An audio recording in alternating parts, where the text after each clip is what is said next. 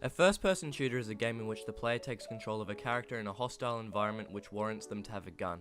These games often have the common goal of killing the bad guys and saving the world. So what started the first-person shooter genre? How do first-person shooters hold up in today's market, and how do these games hold up against other genres? Welcome, ladies and gentlemen, to Genre Origins.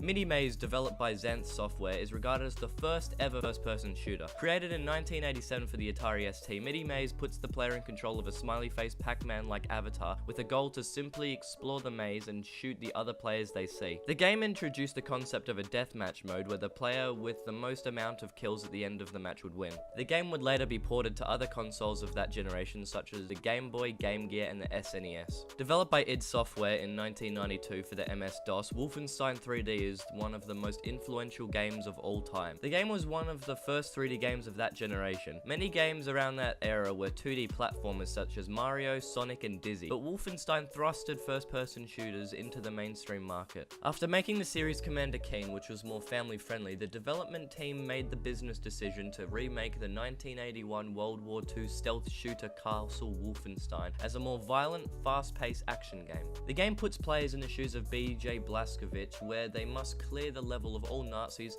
collect new and more powerful weaponry, and kill the final bosses. The game is split up into 3 episodes: Escape from Castle Wolfenstein, Operation Eisenfaust, and Die Führer Die. The game was a commercial success and was critically acclaimed by reviewers. Wolfenstein 3D sold over 200,000 copies by the end of 1993, and this was no small feat as there was no proper internet at the time, and the main source of video game news came from magazines and word of mouth.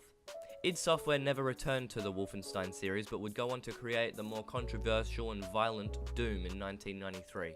Half-Life, developed by Valve and released in 1998 for Windows, is a science fiction first-person shooter, where the player plays as Gordon Freeman, a theoretical physicist who gets caught up in a fictional event called a resonance cascade, which creates seams between 2 dimensions. Mysterious aliens known as the Zen travel through these seams and ravage the facility. The player soon realizes that the aliens are the least of their worries, as a government containment agency called the Hazardous Environmental Combat Unit arrives to the facility and kills all living organisms, including the scientists, to prevent them from telling the events to the outside world. The game was the first to have scripted events to tell the story of the game rather than to include cutscenes, which most of the games of that time used to convey the story. The game would soon become a big success, and a sequel would be made in 2004 which would continue Gordon's story. A 3rd game was meant to be released, but Valve has not spoken about them developing a Half-Life 3 or having any intentions on creating it either.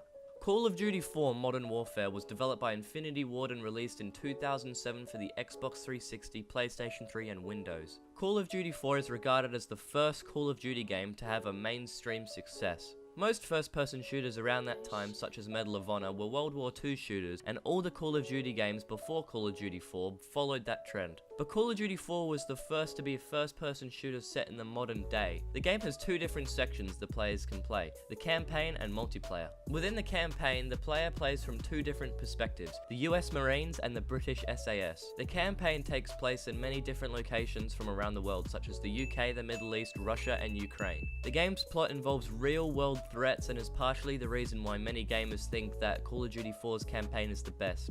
In the multiplayer, the player can create their own classes which they can play with in the different game modes the game has to offer.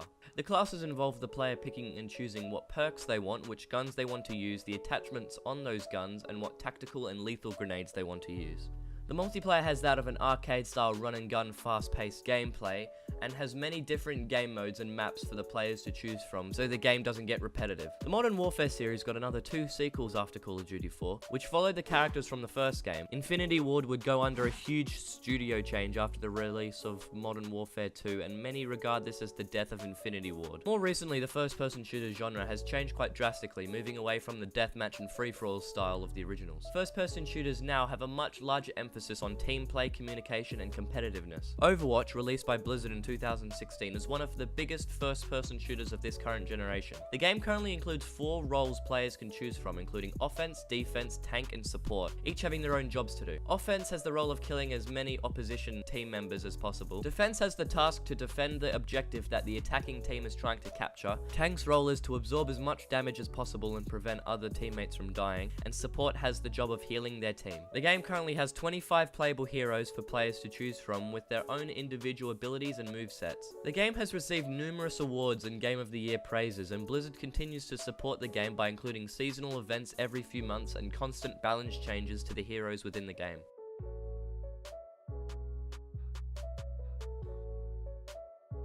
The first-person shooter genre has seen a weird turn in popularity in recent years. The Call of Duty giant has seen a contract change which entitles a certain console to receive DLC or downloadable content earlier than the others.